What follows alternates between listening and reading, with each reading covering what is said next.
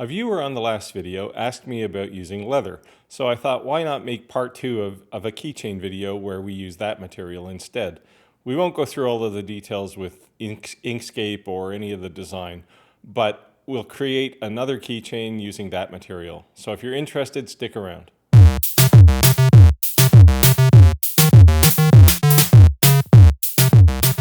Hi, I'm Steve, and I make everything. As I mentioned in the lead-in, a viewer asked me about using leather, so I thought, let's make a second video about keychains. I know it's a kind of simple, boring project, but what it does is takes the complexities of what we're making away from how we make it, and I thought that would be an easier way to progress in. So rather than dive in through all of the design with Inkscape and any other tools we might use, I thought I would just start from a design that I already had and just show you how to get it into Retina Engrave and use some of the tooling in there to create an actual leather keychain. So here we go. Okay, so I have RE3 up and running and I'm connected to my printer or my laser cutter. You can probably hear it in the background. And I want to, as usual, scan my workspace to make sure that when I lay down my object, it's going to fit on the piece of leather I have. It's actually a fairly small piece, so it's just going to fit, and I want to make sure we're pretty accurate here. And you can see, as usual, it's doing the 9 photo stitching together.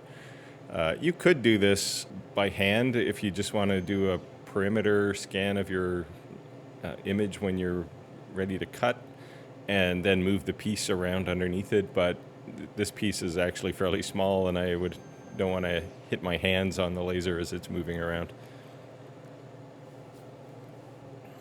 So there's our desktop workspace coming up, and we can get rid of that. That's fine. So you can see my piece of material. Now I'm going to load my image in. I won't walk you through the Inkscape design of this. It's basically the same as what I did in the last video to create a key tag for in acrylic.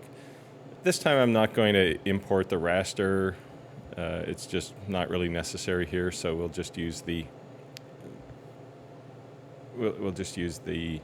vector, and you can see my image here. It's kind of ghostly, and if we lay it out, now you can see it just doesn't quite fit there, so we can do a couple of things. We could rotate it and see if it fits, and let's give that a try. Sure, that works fine. The other thing we could have done is just rotate it slightly. It doesn't have to be on these 90s. But for this, it's fine.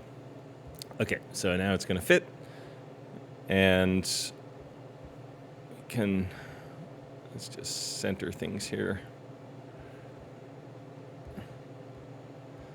So you can see I have some inspiring words that were asked for. A little heart. This is actually a keychain for Valentine's. It's Valentine's Day today, so it's kind of important that I get this done early in the morning. And we have our red outline cut as usual.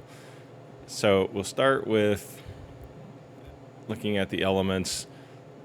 The first element is the outline itself, and then the next 2 elements are the holes. They're set to red and currently at 55%. That's probably a little low for leather, especially the piece that's in here. It's pretty thick. So I'm going to amp this up to we can go to 80. I don't want to do it too much or it'll actually burn. So let's try 90 for the speed. Sorry, we want to go the other direction here. So let's try 30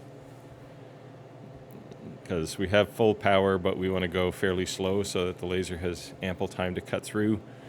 And next we'll do the heart. Now this I want to actually do as a filled image, and I want it to be lighter than the text, obviously, or you won't see the text. So what I'm going to do is change the color so that it's got a different engraving profile, and we'll do an infill, and you can see it change there. And we'll set the speed really quick here, as fast as we can go, and low power, so it's really just going to skim off the top surface of the leather. And last we have the text. Now the text, you'll see it has an outline, and I mentioned in the last video there may be times when you don't want an outline, and this might be one of those times because we don't want the text to be so big and dark that you can't read it. So I'm actually going to turn off the outline here. So we'll do an infill, and I'll turn that off, and we might actually amp this up. Let's say 5% for the power, just to make sure it's darker than the heart itself. And that's pretty much our settings. There's we can just kind of roll through them again here.